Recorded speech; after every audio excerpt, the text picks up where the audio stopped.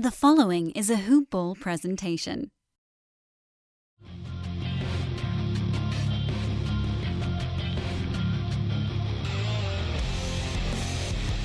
Welcome to the Fantasy NBA Today podcast.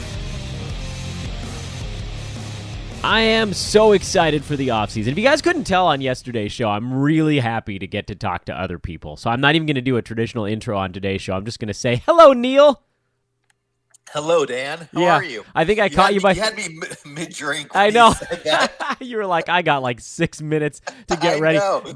Dan's gonna do his stupid long intro, and you're just guzzling over there. I gotcha. That was perfect. Winner. Yes. Well, I actually, you have your webcam on. I wasn't looking at it, so I didn't know you were drinking. But then when I heard you, you're like, going to cough up the water into a thing. Hello, man. What's up? It's good to talk to you again. It's been too long. It has been a long time. Yes. For someone who I think about all the time, it's nice to finally talk to you. That is the sexiest thing you've ever said to me. How you been? How is this? I've been good. I had a pretty good fantasy season. I had a great time with, Hoop Ball Fantasy. Working with Adrian was a blast. Yeah. It was exhausting, but it was fun. So you guys had arguably the most exhausting pod-related activity to do, which is the box score breakdown. I've talked about it a million times on this show. But now that it's all said and done, I feel like I just need to rehash what you guys did. And it's particularly tough if you're not like West Coast and anywhere west of that, meaning like past the international date line and all the way to like Tehran. And then once you get past that, then it becomes hard again. And what I mean by that is, and I'm just talking about time zones really, Neil, is you got to wait until the games are over at the end of the night, and then you and Adrian recorded like 80% of the podcast, and then you banged out the last little bit up until the end of the year, and then the good man Brandon Marcus was able to hop on and finish things off. But you guys were doing like chunks of podcast as games went final so that you could get the show up within basically 20 minutes of the end of the games at night. That's crazy to do that 5 days a week for an entire season. So I tip my cap to you, sir. Thank you. It was an honor to do it. I mean, we definitely broke it up, one for Adrian's schedule, but yes, it helped us get it out faster once I learned how to produce the show properly. And a big shout out to Brandon Marcus because he came on at the end of the last month and was willing to do the late games. And obviously he's a professional, so it was great. He is. I'm just I'm rolling up all my broadcast buddies one by one. That's how this is going to go. I know Brandon because he had like a little college gig before I got it, and we met and we connected, and he's a big Clipper fan, which always surprised me because there are a few of them out there. Shout out to Ethan Teller as well. And when he hit me up, he's like, I'm a big fantasy basketball guy. I don't know if you knew this. And I was like, finally, somebody else. My friends out here really were not into basketball all that much. And the guys that I played fantasy ball with in college all, have like lives. And so they don't do it with me anymore. So it was cool to get Brandon into the fold. He's going to be on tomorrow's show, Fantasy NBA Today. He and I will be talking tomorrow. And I've got all these projects kicking around in my noggin for next year as well. But you guys, you did some I believe they call it the yeoman's work, right? Isn't that the term? YEOMAN, the yeoman? You guys were doing that's above my pay grade. Yeah, I think that's a $5 word. Right there. I'll accept $5 to my PayPal account after the show. If you have to look up a word, that means I get a negative review, I think, on iTunes. So how'd your teams do this year? Let's do the quick recap. I assume you took home some cash? I won my home league. There you go. Yeah, 8-cat rotor league. And then 2 head-to-head leagues. And this is where, if we get into lessons learned, we can talk about. I won both regular seasons, but I lost in the championship. Both of them. Silly. So. Did you get silly seasoned? Yeah, but I also benefited in the way, like, up to the championship, I benefited. So it went both ways, for sure. Okay, so I won one of my head-to-head leagues. I was second place in the other at the end of the regular season. I got wiped out in the first round of the playoffs because I had a 7-game disadvantage. And as much as I could stream, my opponent was streaming as well. So I just, I gained like 3 games, and then he gained 3 games. And so it didn't really matter. I still had a massive disadvantage. My only hope was winning both of the percentage categories, and his team was super hot that week, so I got thwomped. I don't know. I get it. I understand the appeal of head-to-head. It's fun to have all that stuff on the line. Your whole season riding on like 3 days of your guys just staying healthy. But the craziness, the silly season aspect, the need to stream, which I know. I mean, I'm guilty as much as the next guy. I did 3 weeks of podcasts exclusively about streaming in the playoffs.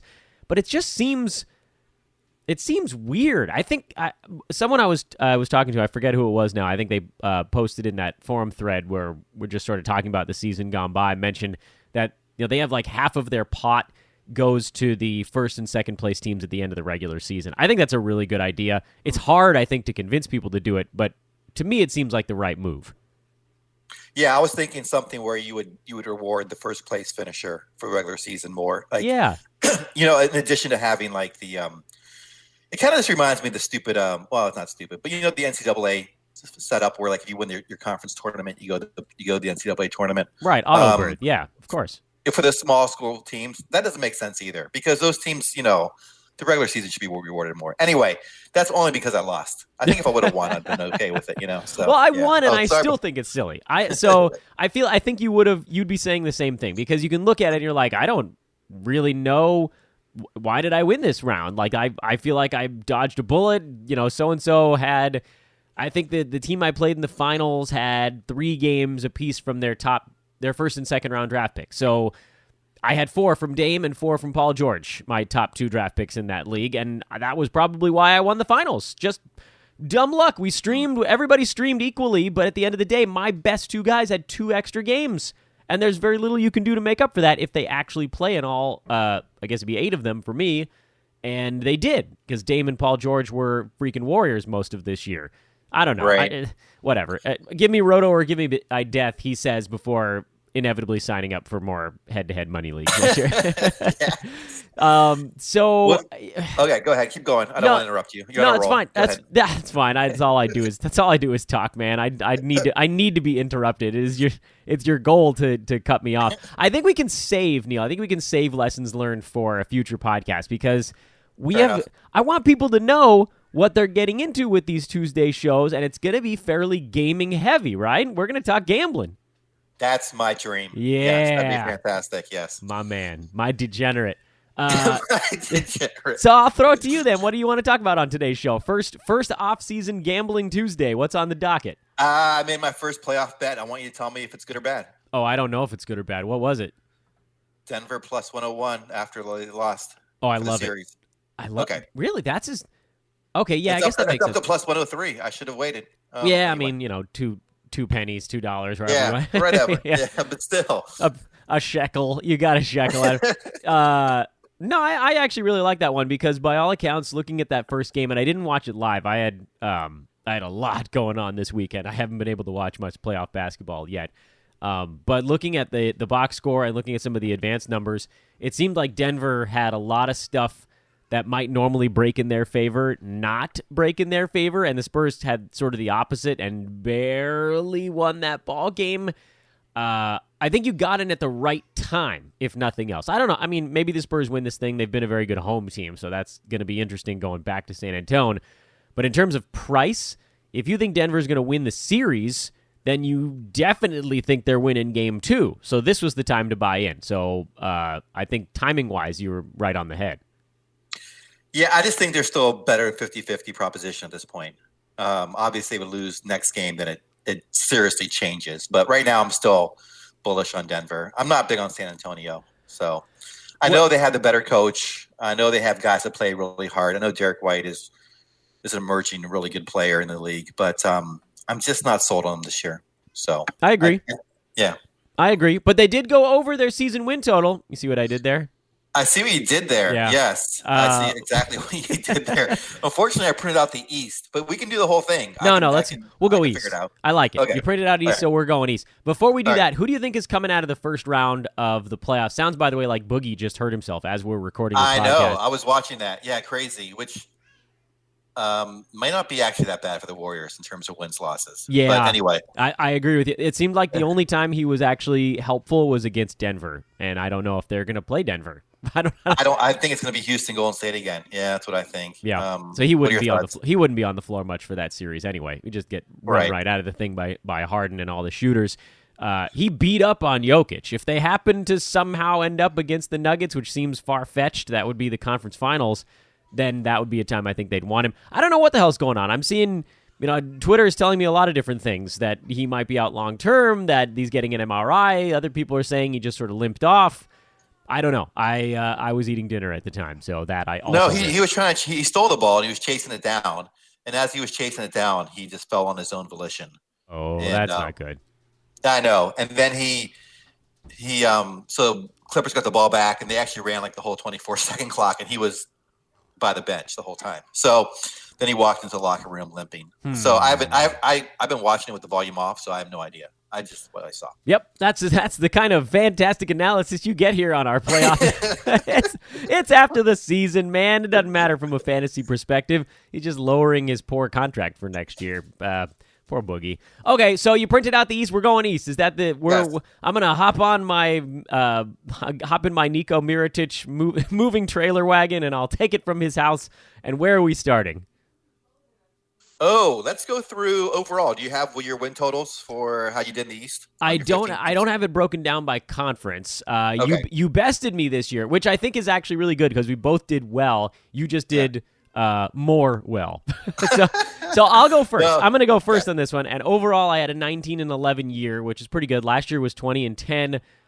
So a nice little 2-year chunk of 18 games over 500 in those. Win totals are. I know as soon as I say this, I'm gonna take it right in the what, but they are so beatable, and I know you're gonna agree with me because you did better than I did. Yeah. See, this is like my parallel. So I went 21-9 overall. Amazing. Wow. At Ball with Neil coming at you full force. I never even introduced the podcast, for goodness sake. I can't believe I forgot. You want to introduce the podcast? Do you know what show you're on? You know what show you're on right now? I don't even know. I forget the name of the show, which is embarrassing. No, this is a Hawaiian Isles Kona coffee presentation. I know that much. That's true. That's very true. Yeah. This is Fantasy NBA Today. Neil's back from whence he came. Hoop ball presentation, also brought to you by Hawaiian Isles. HawaiianIsles.com. Check it out right now. Get yourself a little bag of coffee. I always try to push the Amazon side. They're actually available on Amazon Prime. I don't know if I ever passed that along to you guys over at the Box Score Breakdown, but you can. Yes, we were hyping them up too. Nice. We mentioned the Amazon portal as well. So at HI Kona Coffee. So you broke your win totals down by conference. I'm going to see if I can count mine up while you're telling me about yours. All right. Here's the funny thing. I went 11-4 in the East. I made 4 bets though, and I went 4-0 in the East. Ooh, which were the ones you actually put money on? Now here's the funny thing. I got Atlanta wrong in my 11-4, so they were my 4 wrong ones. But you bet the wrong side. No, I submitted this, and then I talked to you, and you convinced me to change my mind on Atlanta. So I bet on them. So yes, excellent. Good for me. You're welcome. So that's actually so that's better than making the wrong bet. That I'm getting better at. But so 4-0. I won the ones I bet on. So my four most confident were Atlanta because of you, Boston, Charlotte, and Milwaukee. Yeah, those were Milwaukee was an easy over. Boston was an easy under. Charlotte was an easy over because that was the no more Dwight Howard. And then what did you say the last one was? Oh, Atlanta, the one you told me. About. Atlanta. So, the one that I actually I got wrong on my win total, but I got right on the bet. So. What did I say to you? I can't even remember. It's been so long. You just told me they were going to try hard, and it's really hard to not win 24 games in the Eastern Conference when you're trying. Yeah, that's amazing. That's some deep analysis on my part. I know, but then you know what? And I sort of had to change my mind on Trae Young. It was really a Trae Young bet more than anything else. So he got a lot better as the season went on. He wasn't even very good at the beginning, and they were still sort of hanging in there. Yes. But then obviously they got a lot better as the season went on. So yeah, that was you did better than me in the Eastern Conference. 1, 2, 3, 4, 5, 6. I think I missed 6. So what is that? 9 and 6 in the East. Mm-hmm. You 1, want to talk about the wins or the losses? We can go through all of them actually. Okay. I just the way I was able to count them pretty quickly was I just looked at the standings and I can remember whether I hit or missed on all of them. So Milwaukee, I feel like we can knock out pretty fast. They were Sure. I mean, that was a team that got the right coaching staff and the amazing offseason acquisitions that just fit perfectly around their Giannis-centric team. That was such a gimme as far as I was concerned. Yeah, I also bet them to win the Central, so that was easy as well. Yeah, that's a real easy one. It was like minus 150. It wasn't that high, actually. So that is, I guess it was the Pacers. Might have been minus 200 because of Indiana. They had Oladipo and, Right, yeah. When Depot went down, then it got a lot easier. I think it was going to be a pretty easy runaway, even with Victor healthy on that Pacers team. Even if he adds another 5 or 6 wins, they're still getting crushed. I think even going into the playoffs to me, and I know the Bucks over the Pistons is a runaway. There's no Blake Griffin, so that line was through the roof.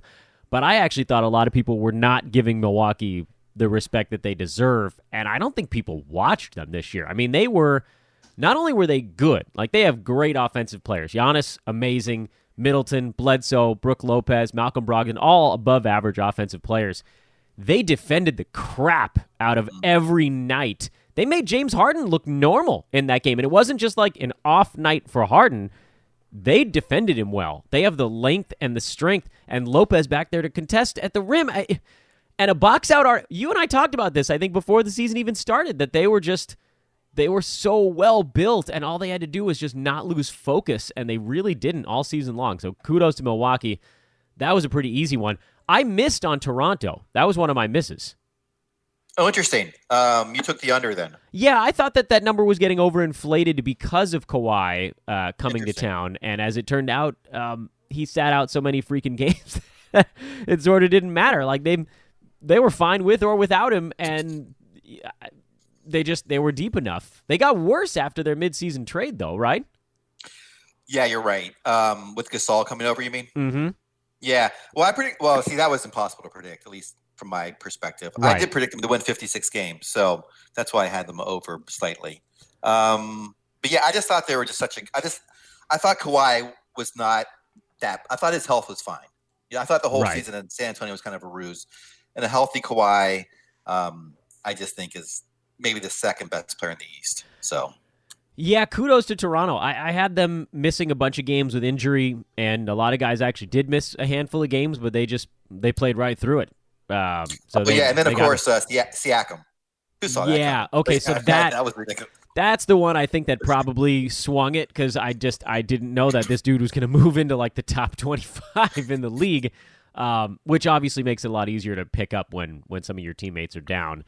Philly, I got that one. I had the under on Philly. Did you have under there as well? I did. I had him at 53, so I had him 1.5 under, so I got that as well. What the hell was their line? I thought it was going to be more about Fultz trying to incorporate him messing things up, and that obviously did not really pan out, but they still went under, so it counts. I went very lean on the analysis with this team as well, kind of like with Atlanta, where it was like, look, they won 24 whatever it was games last year, and they got better. Philly, my analysis was basically like, I don't think Joel Embiid is going to play the entire season, and it's really freaking hard to up your win total multiple seasons in a row with as far as they jumped last year, and then to see their number basically sticking near that point. I don't know that this team is due for a regression. They got a target on their back now. Embiid is making a stink every night. He's Twitter trolling all of his opposition. They brought in 2 really good ball players, and they still didn't even get that close to their number. So they went 51-31. They had to get to 55 to hit the over. That one, whatever analysis we each had, that one felt pretty easy too. I think they were 52-30 last year, so they were actually predicted to improve by another 3 wins. That was a long shot for me. Yeah, not only that, but the Eastern Conference at the top has gotten much better. So the competition there would be a little bit harder. So yeah, I thought they were going to regress a couple games, and I thought Embiid would sit out some games as well. And he did. They did, and he did. Yeah. They did, and he did. Boston, this was one you and I both felt pretty strongly about on the under. Just, they were expected to have all these pieces coming back, and so the number was super high. What was their line? They were 57.5 last year. That's a crazy number. I know. That was one of my more confident ones. So yeah, I took them under, and yeah, I didn't see. I thought Hayward would be better, but I thought just having all these guys that were kind of scorers, trying to fit them together was going to take a while. and obviously it still has. So we'll see how it plays out. Yeah, I just, this was a team where they last year were able to pile up wins early in the season when they were basically the only team playing hard in the NBA. And to me, that was the difference this year, where they were a team to me with no LeBron in the Eastern Conference. They felt like a team to me that were going to throw it into cruise control for large portions of the season. Because it was like, you know what, we know we're a playoff team. There's only 4 or 5 teams in the East that could really be competing for number one. Their guys are injured often. Kyrie always misses games, and he was out for rest. And Horford tends to miss a bunch of games for rest. And their young guys, I thought, were getting overhyped because of a pretty good playoff run at the end of last year. So that one, that was another one that I thought was a pretty easy one. He says prior to announcing the next one he lost, which was Indiana. I thought they were going under this year, and they slipped over by a half game. It was close. I know. That was this one. I would say is probably the luckiest one, right? I mean, Oladipo goes down, they still go over it. That's crazy. Yeah, it's just their coaches just turned out to be phenomenal. I thought Nate McMillan should have won Coach of the Year last season. I was pushing for him in my weird little bubble over here, where me and the 8 people that are listening to me. Yeah, they did a great job with what they've got. And Miles Turner, Neil, finally took his leap forward this year. Finally, it started off slow, but yes, the second half of the season, actually probably his last 2/3 of the season, he was a beast. So Monster. I think he's probably back in the good graces of fantasy owners. I would think so, yeah. Where did he – let me look up where he finished as we're going through this thing. 25, despite that first month where he was top 90, I think. So he dominated. He was one of those centers picked between 30 and 45, and there were a bunch of them, and he was one of the ones that just crushed it. And, I thought people were fading Thad Young too soon. I don't really know what looking back at my logic on this one, I think it was similar to my Philadelphia logic, which was, this is a team that got up near 50 wins last year when nobody saw them coming. And I thought this is, another team that's going to have a little bit of a target on their back, but they actually changed their playing style dramatically this season.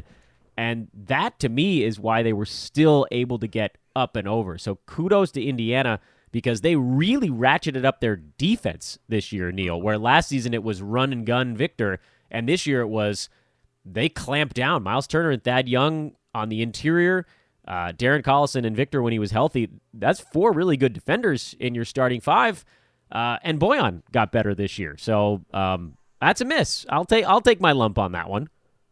Yeah, a lot of good fantasy players there too, with Bogdanovich, like you said, and Sabonis off the bench. It's getting even better. I thought it was going to play out a little bit differently. I really thought that Oladipo could get better as a reality player, maybe not as a fantasy player. And I thought they got some good depth pieces. So I thought with the continuity of the coach and the players, they might get a couple more wins. So that's why I went over. But I think looking back, it played out totally differently. But that's all right. You got me on this one. I'll take my hit. Okay. Brooklyn was one of my easier ones as well. There were a few in the Eastern Conference that I thought were fairly straightforward. Brooklyn, I've lost track of where I am on my sheet, but they had 42 wins this year. I think their number was like 32 or 33, right? What am I? I'm off on that one. Yeah, 32 and a half. I actually lost this one. Oh, come on. I thought I was betting against D'Angelo, basically. Oh, that's not a terrible bet. That's not a terrible bet. He worked out just fine. So yeah, and I really didn't know much about their coach. Kenny Atkinson is a very good coach. Yeah, that was where I was rolling on this one. I thought that they made some really nice moves to shore up the veteran side, and so a lot of what I was doing with Brooklyn was more on narrative based than personnel based, because it was like, okay, they brought in what the hell, Ed Davis. Sorry, I blanked for a minute. Ed Davis. They brought in Shabazz Napier. They didn't trade Allen Crabbe. I think a lot of folks thought they'd try to unload that contract however they possibly could. Growth, another year for Karis LeVert, another year for guys like Jarrett Allen. Even if D'Angelo didn't get any better, this is a team to me that I thought was going to add another 4 or 5 wins, which put them right around the number, 32.5, which is where they got to get to. And then, you had D'Angelo take a jump, so then it jumped another 6-7 wins on top of that. So that was sort of the gravy to me. I on top of the fact that it really looked like they were going to try. It was kind of the same Atlanta phenomenon. Sometimes my wagers on these are just like, do I think this team is going to try this year? But really, though, that's how I got Phoenix right. I don't think they're going to try this year. Okay, I'm going to take the under. Knicks, I don't think they're going to try this year. I'm going to take the under. And a lot of times you can actually get away with it like that. Forget all of the names on the roster sheet. Is this team going to actually try to win basketball games? Because it's hard to lose more than, like, 52. No, that's not right. It's hard to lose more than 60 unless you're actively trying to lose basketball games. And a few teams were. Or if you're Chicago. I want to swear when I talk about Chicago on this thing. I know. But one of the things we are doing that we talked about, or we've talked about offline, is trying to quantify motivation, right? The unquantifiable in our betting. So this gets back to that. Yes, for sure. I want to throw my computer through a wall when I get to Chicago and Cleveland. They pre-tanked. They created a word for me. They created a word for me. Orlando, I missed. I missed that one bad. I did not think that they were going to have Vucevic all year. I didn't think they were going to play as well out of the chute, which meant that they gave themselves a reason to keep trying. So I totally misread the motivation on that team. They thwomped me. This is a bad loss. Yeah, I went over just because of the coach. I love Clifford. You like Clifford? Interesting. Yeah.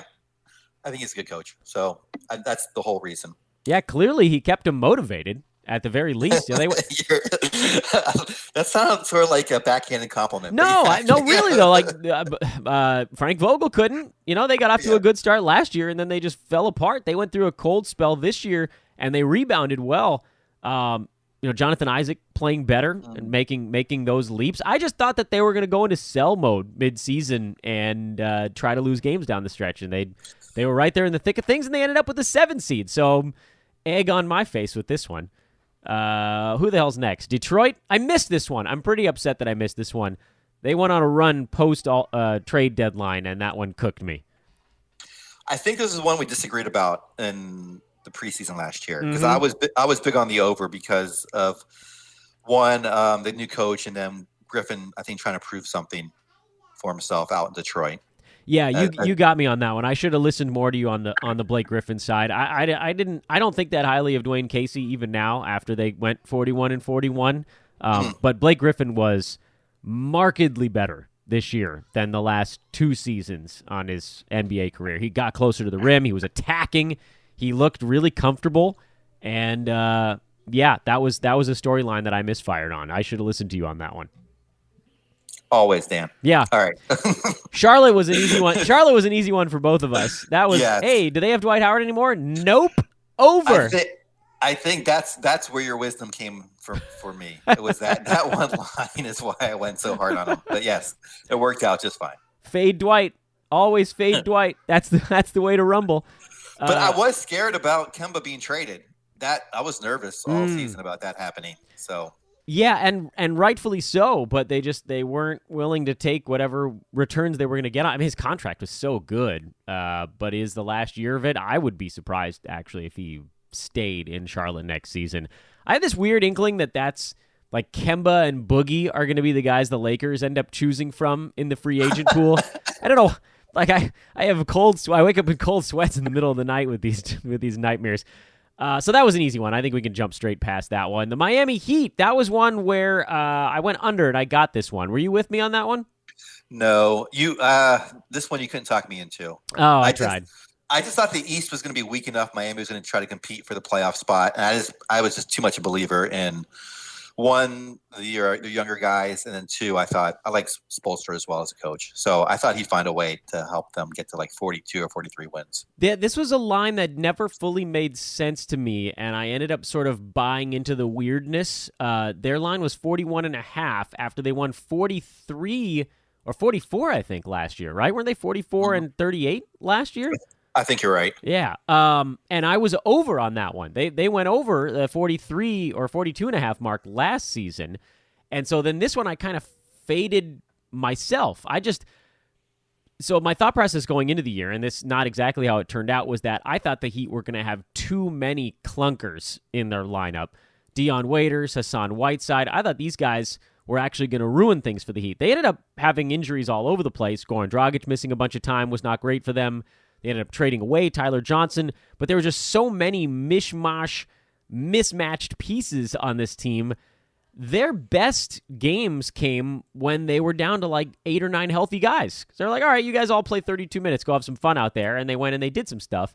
And then it turned into the Dwayne Wade farewell tour, which didn't predict that, but obviously that helped in our regard because, his efficiency was not great this final year of his career. It was fine for, points leagues in fantasy, but from a reality standpoint, the fact that they needed to keep turning to him was not a great sign for the rest of those guys.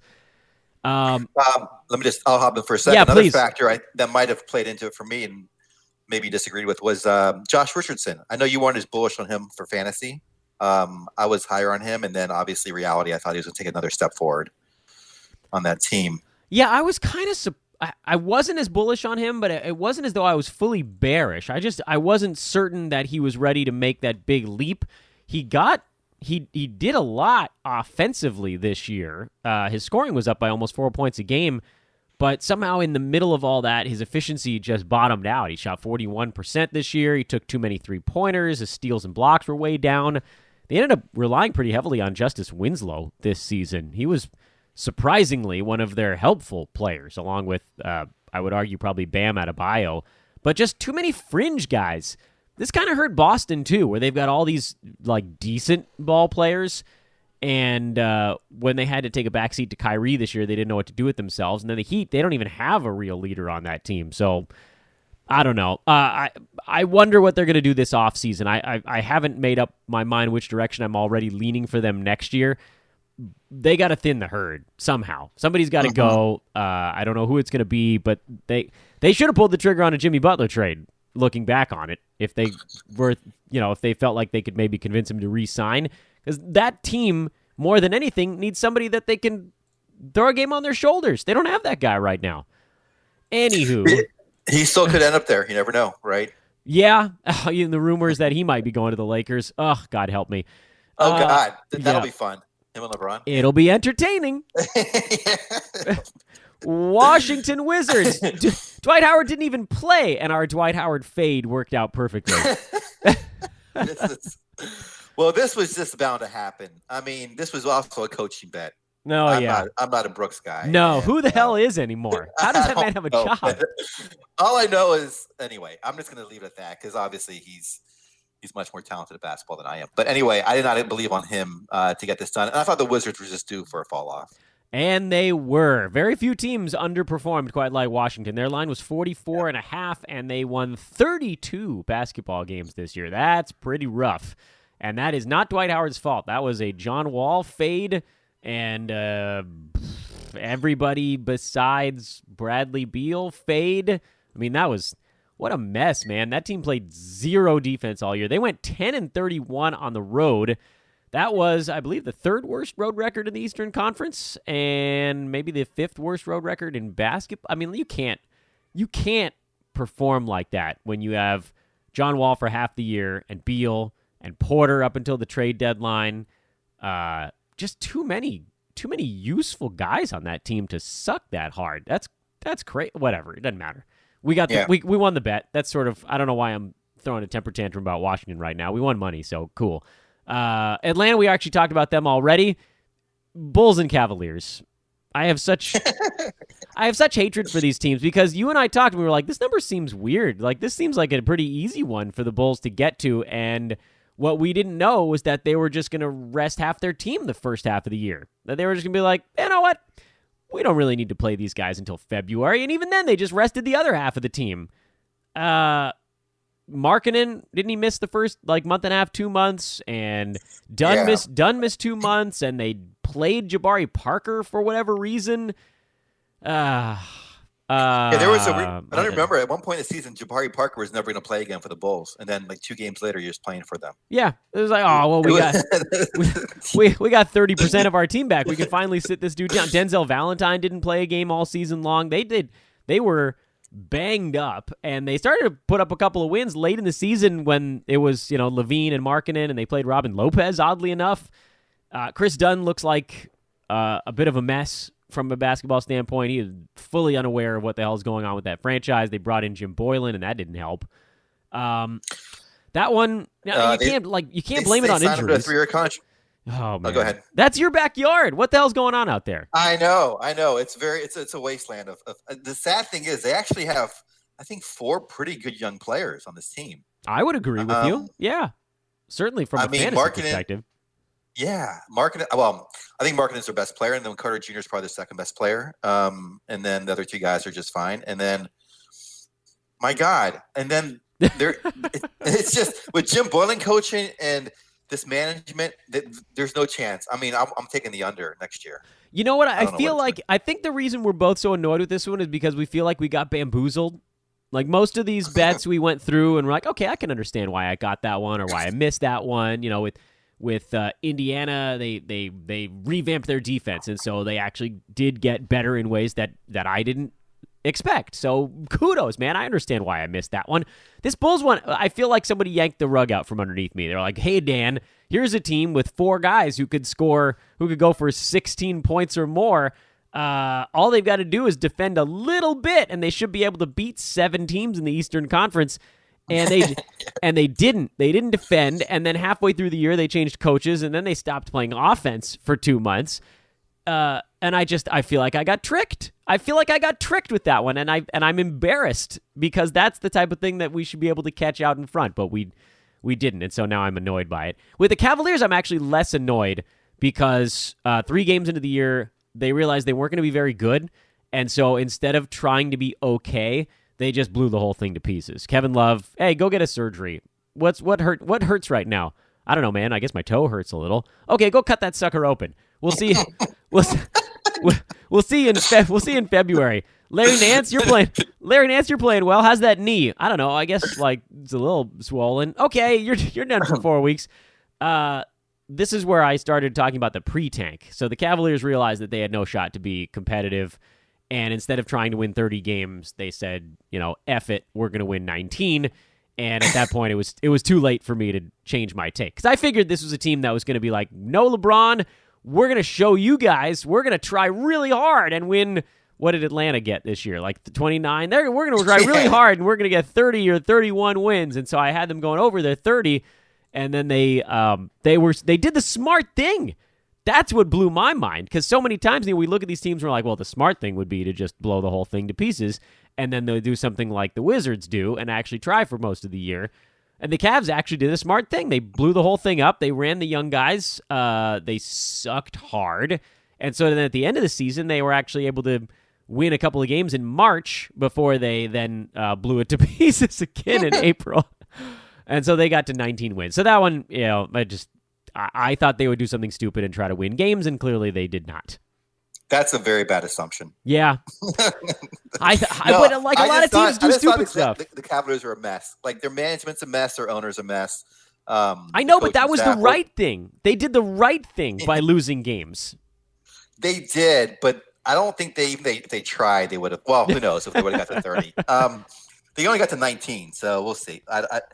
And they had some rookies who weren't very efficient, obviously, and new guys who were just – they were throwing out there who were just chucking it up. So what was I need to find out – this is the big key for me. What was the Cavs' record in games that Kevin Love played this year? Because I don't think they were – I don't think they were quite as miserable in those – I mean, they started the year 0-4, and apparently he was hurt. He shot like 28% in those ball games. And then he came back, and they went something like 5-2 in his first 7 games after returning. And I'm trying to figure out what, because he was resting games, then he was playing like half games in there, and so they were a bit more competitive. I'll try to figure this out while we're going through the last one, which is the Knicks. And this is one where, that team was just so terrible, and Porzingis wasn't even supposed to play until at least February. And this basically was a bet for me that he wasn't going to play all year. Little did I know they were going to trade him to the Mavericks, so it kind of 6 of one, half dozen of the other, I guess. Yeah, I mean, that was one that I was pretty strong on as well, although I didn't bet that highly. I just figured Porzingis wasn't going to play at all. Again, they had no motivation once they were out of it, and there's also dysfunction there in management. And in Fizdale, I don't believe much in as well. So take that for analytics. Hey, wait! We're all about the motivation in the outside. Everyone's going analytics. We're going. What was the Costanza thing? Everyone's doing something. We're doing nothing. That would actually have been a wonderful way to end the podcast. So I guess we probably could. I think, by the way, the Cavs were like 8-15 with Kevin Love actually playing, so they were around 1/3. So that would have put him around 28. So I still would have gone under, but it would have been damn close if he was actually healthy for most of the year. So there's the, if you want to call it, like the weird saving grace for my total defunct bet. It would have been very close had they not shut him down for half the season. But then you could say, Dan, you're an idiot. Obviously, they were going to shut him down at some point because they want a bottom 3 record and get that top, the crack at Zion. Right. Also a thing that someone should have said, Dan, there's a dude named Zion who's going to be in college this year, and everybody's going to want him because he was sent from outer space to dunk on people. My God, was he ever. Yes. He is like, what planet is Superman from? Anyway. Wait a minute. We got to get this one. Krypton, right? No. No. Is it? No. Is that where the bad guys are from? I have no idea. Yeah, maybe that's the bad guy stuff. Isn't Zod a thing? I don't know. I was never a big Superman guy. I have no idea. Feel free to tweet at us. Hey, I wanted to ask you this though, if I can. I don't want to embarrass you, but I want to bring up one question. What the hell do I have to hide? Kevin Love versus JJJ. I thought that was a great bet that you made. Did that pan out? Oh, crap. I better check on that because neither one of them ended up playing that many games this year. But I believe it was a per game bet. It wasn't with me. It was with someone else. It was with Jonas. Yeah. I think, if it was per game, then Kevin Love won it. If it was totals, then I believe Jaren Jackson won it. So I think it was per game. Well, yeah, Kevin Love totals. Yeah, you have no shot. But yeah I think it was per game. I hope you're right. Because otherwise, I think I have to give up my cell phone number on the first episode of the Real Big Three next year. Looking forward to all of you sending me your illicit photos. Please don't. I'm a family man now. Back in college, though, Dan would have loved having. Yeah, please, all the fallacies money can buy. Please, Neil, Western Conference next week. Western Conference next week. Oh, man. This is great. I'm looking forward to it. We're going to do Western Conference next week. Neil and I will obviously get into some lessons learned from a season gone by, but we got so much time. The offseason has just begun.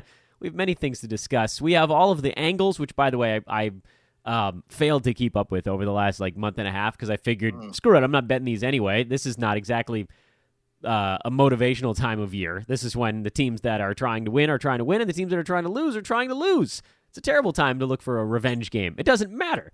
So I got to go back and do some digging on that stuff. But Neil, I know you've got spreadsheets coming out, the whatever you want to call it, all the orifices. This is your universe. You must be so excited.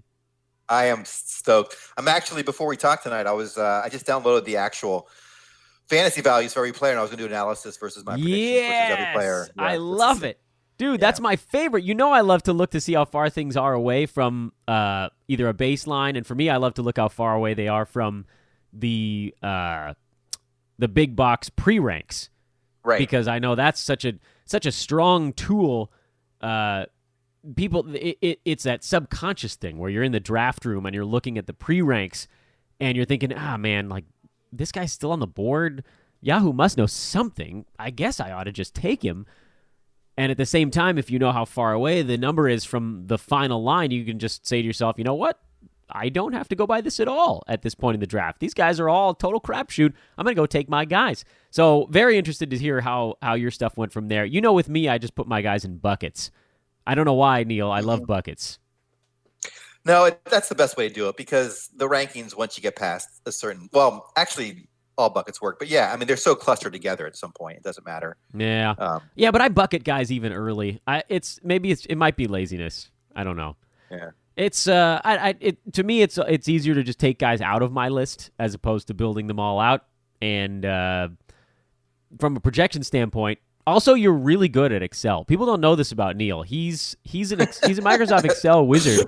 You took these remedial Excel spreadsheets that I've made, and you gussied them up in a way where I ended up using I'll give away some of my. I always talk on this podcast, listeners, about how you need to work on averages in your Roto League. Well, I have a large Excel spreadsheet where I was using to tabulate that, and Neil changed all the formulas around. So now I don't have to do all the sorting and organizing and then assigning values to things. I just have to punch in the numbers.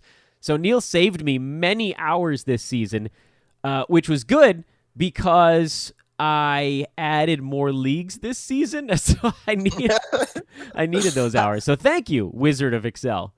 Hey, I'm happy to do it. How many leagues did you end up in? Because not that many. I did 3, and that was hard. Yeah, I was do like 12. Like doesn't Brewski do like 100 or something? He's in a ton. He's in like 25 leagues, but they're all weekly leagues. So that's his key. If he was doing daily leagues, I think he'd be dead. Actually, he'd be clinically dead.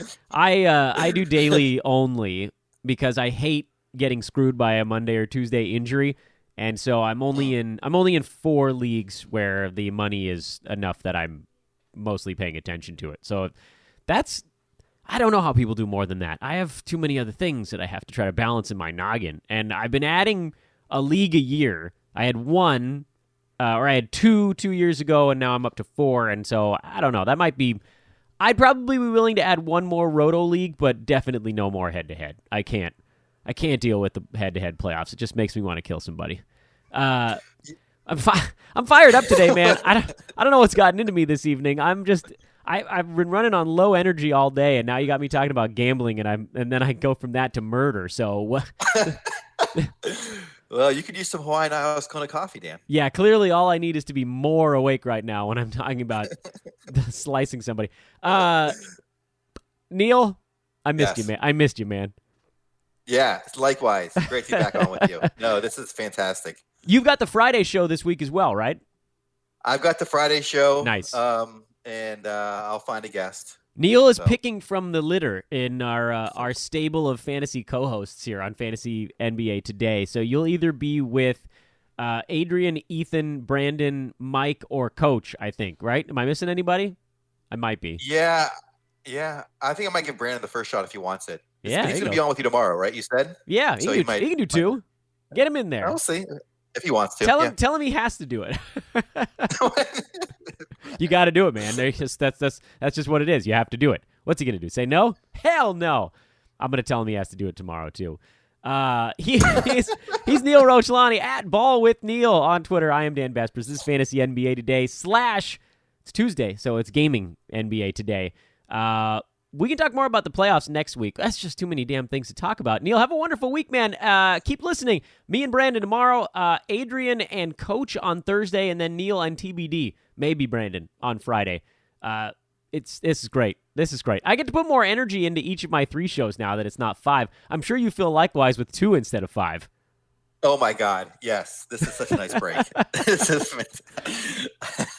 You ever remember the Dunkin' Donuts commercial? It's time to make the donuts. I just made the donuts. No, I don't know if they aired that on the West Coast. Was that? I don't know if they aired that before 1970. Anyway, no, it's a little dated. Was it on old time radio? Yeah, exactly. Anyway, look it up if you want. But anyway, I'll just leave it there. So. Have a great Tuesday, everybody. He's Neil. I'm Dan. This is Fantasy NBA Today, a Hoop Ball and Hawaiian Isles Kona Coffee presentation. We'll talk to you tomorrow.